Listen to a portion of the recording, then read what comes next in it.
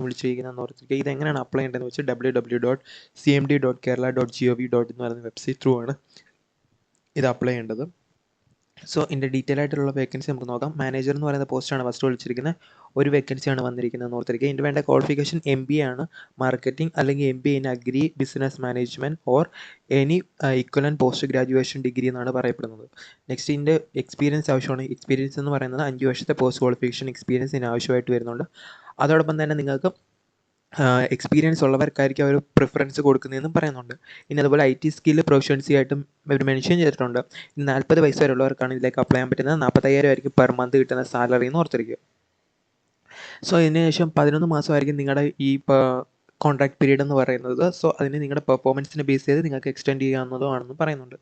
So next വിളിച്ചിരിക്കുന്ന business development executive എന്ന് പറയുന്ന വേക്കൻസിയാണ്. ഒരു വേക്കൻസിയാണ് വന്നിരിക്കുന്നത്. ഇതും 11 മാസമാണ്. നിങ്ങളുടെ പെർഫോമൻസിനെ ബേസ് ചെയ്തിട്ട് അവർ റിന്യൂ ചെയ്യുമെന്നും പറയുന്നുണ്ട്. ക്വാളിഫിക്കേഷൻ വേണ്ടത് ഗ്രാജുവേഷൻ BCom ആണ്, അല്ലെങ്കിൽ BBA അല്ലെങ്കിൽ BBM ആണ്, ഫ്രം റെപ്യൂട്ടഡ് അതുപോലെ തന്നെ റെക്കഗ്നൈസ്ഡ് യൂണിവേഴ്സിറ്റിയാണ്. അതിൽ ITI നോളജ് ഉണ്ടായിരിക്കണമെന്നും പറയുന്നുണ്ട്. 3 മുതൽ 4 വർഷത്തെ എക്സ്പീരിയൻസ് ഉണ്ടായിരിക്കണം. 30 വയസ്സിന് താഴെയുള്ളവർക്കിലേക്ക് അപ്ലൈ 25,000 ആയിരിക്കും പെർ മന്ത് കിട്ടുന്ന സാലറി എന്ന് ഓർത്തിരിക്കാം. സോ ഇത്രയാണ് 2 വേക്കൻസിയാണ് വന്നിരിക്കുന്നത്. സോ ഓൺലൈൻ ആപ്ലിക്കേഷൻ സ്റ്റാർട്ട് ചെയ്ത ഡേറ്റ് ജൂലൈ 8 ആണ്. ക്ലോസ് ചെയ്യുന്ന ഡേറ്റ് ജൂലൈ 17 വൈകിട്ട് 5 മണി വരെയാണ് ഇതിൻ്റെ ഓൺലൈൻ ആപ്ലിക്കേഷൻ ആക്റ്റീവ് ആയിട്ടുള്ളതെന്ന് ഓർത്തിരിക്കാം. ഇനി സെലക്ഷൻ മെത്തഡോളജി എങ്ങനെ നോക്കാം. സോ ഫസ്റ്റ് നിങ്ങൾ അപ്ലൈ ചെയ്യുന്നവരെ അവർ ഷോർട്ട് ലിസ്റ്റ് ചെയ്യുന്നത് നിങ്ങളുടെ മെയിൽ ത്രൂ അവരെ അറിയിക്കും. സോ അപ്പോൾ നിങ്ങൾ പ്രോപ്പറായിട്ടുള്ള മെയിൽ ID വേണം കൊടുക്കണമെന്ന് ഓർത്തിരിക്കുക. ആക്റ്റീവായിട്ടുള്ള മെയിൽ ID വേണം നിങ്ങളിതിൽ പ്രോപ്പറായിട്ട് കൊടുക്കാൻ.